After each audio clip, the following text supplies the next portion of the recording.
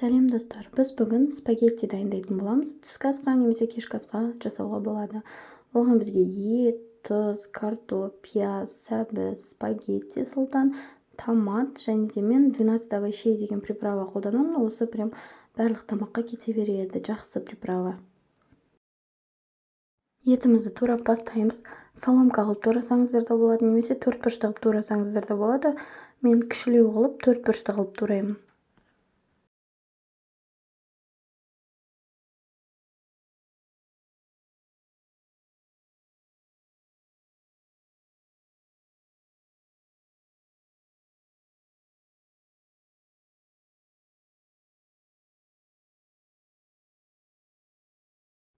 Келесі пиязымызды әдемілеп домалақ қылып тураймыз.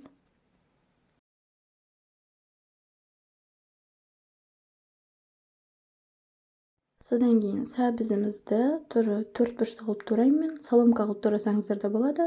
Маған бірақ осылай ұсақтап төртбұрышты қылып тураған ұнайды. Одан кейін картошканы, бұны да мен төртбұрышты қылып тураймын формада. Соломка қылып турасаңыздар да болады. Одан кейін қазанымызға майымызды құямыз.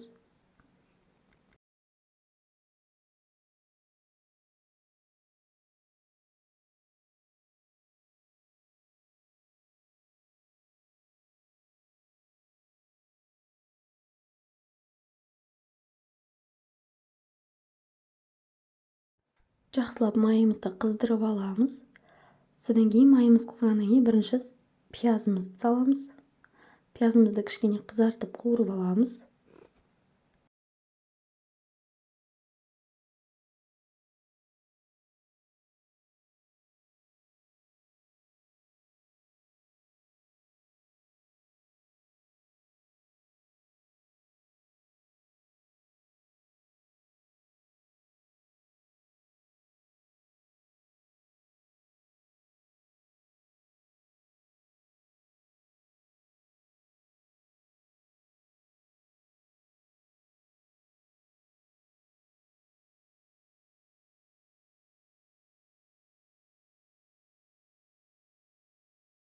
Пиязымызды жақсылап кішкене қызартып қуырып алғаннан кейін үстінен етімізді саламыз.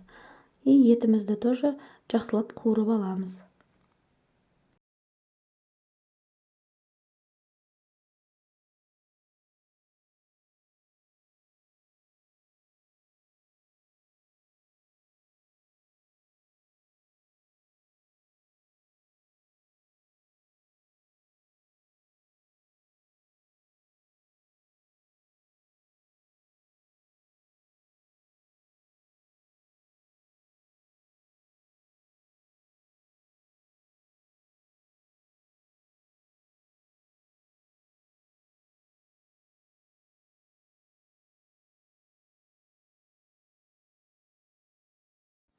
Етімізді қуырып, кішкене пістау деген кезде үстінен осылай сәбізімізді саламыз.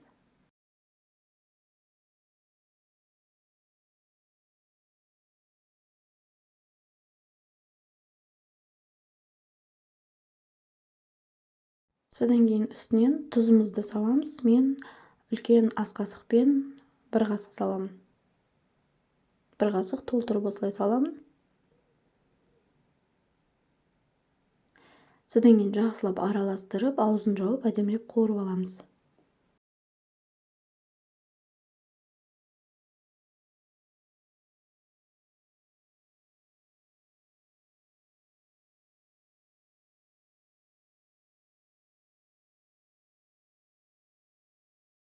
Бес-он минут өткеннен кейін аузын ашып, үстінен картошкамызды саламыз.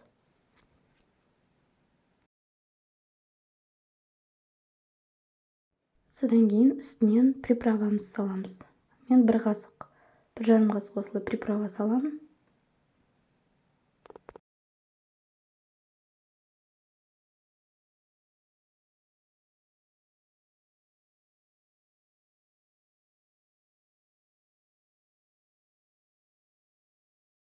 Содан кейін үстінен томатымызды саламыз. Мен бір қасық саламын. Томатты ұнатпайтын кісілер болса, салмаса да болады. Қатты рөл ойнамайды. Кішкене қызартады томат. Ада қоспаймын десеңіздер, қоспасаңыздар да болады.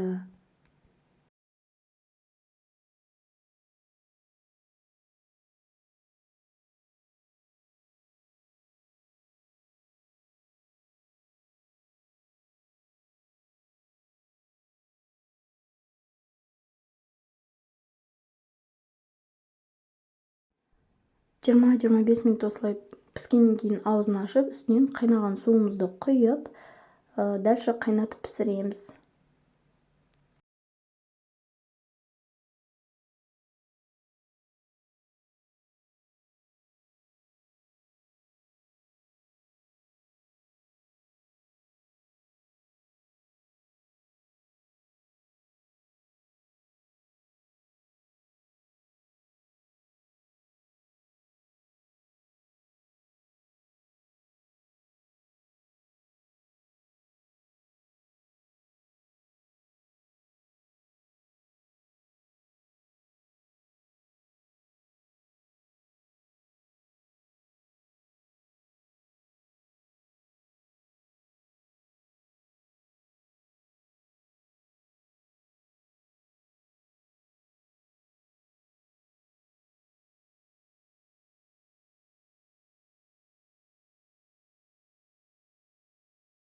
Ет, картошка, сәбізіміз әдемілеп піскеннен кейін қайнап, осылай аузын ашып, спагеттиімізді ортасынан бөліп, осылай саламыз.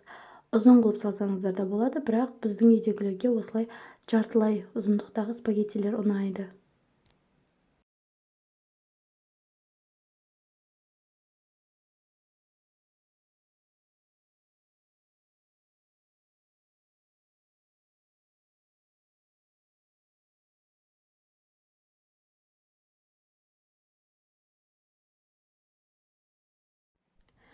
Содан кейін спагеттиімізді осылай суға батырып, суы бетпе-бет болып тұру керек. Қатты көп болып кетуге тоже болмайды.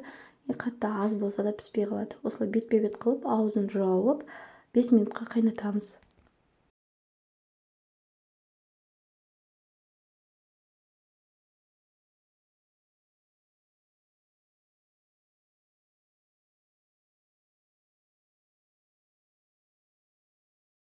Бес минут өткеннен кейін аузын ашып, осылай вилкамен араластырып жіберулеріңіз керек. Әйтпесе ол бірге жабысып, дұрыс піспей қалады.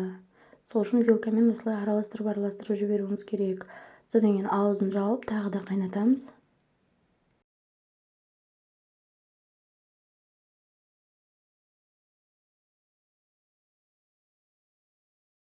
Содан кейін бір 10 минуттан кейін тағы да аузын ашып, дайындығын қараймыз және вилкамен әдемілеп араластырамыз. Суы кішкене көптеу болса тағы да бұқтырып қоямыз пісіруге. Тартылып тестосы піскен болса спагетти, уже астын өшіріп ұсына беруге болады. Менде кішкене суы көптеу, сол үшін мен тағы да араластырып, бір 5 минутқа аузын жауып тағы да қайнатамын.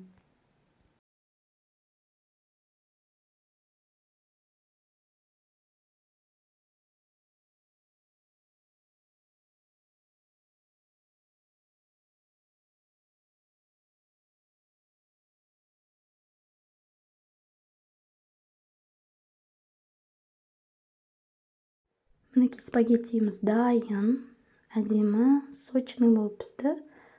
Енді осыны ыстықтай ұсыну керек дастарханға.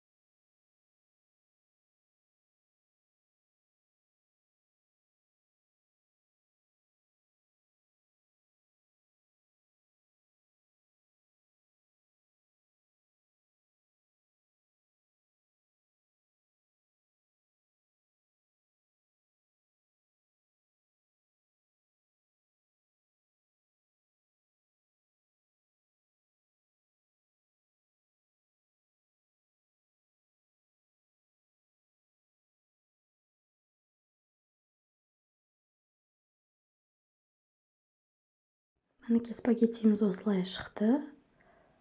астарыңыз дәмді болсын. Лайк басып тіркелуді ұмытпаңыз.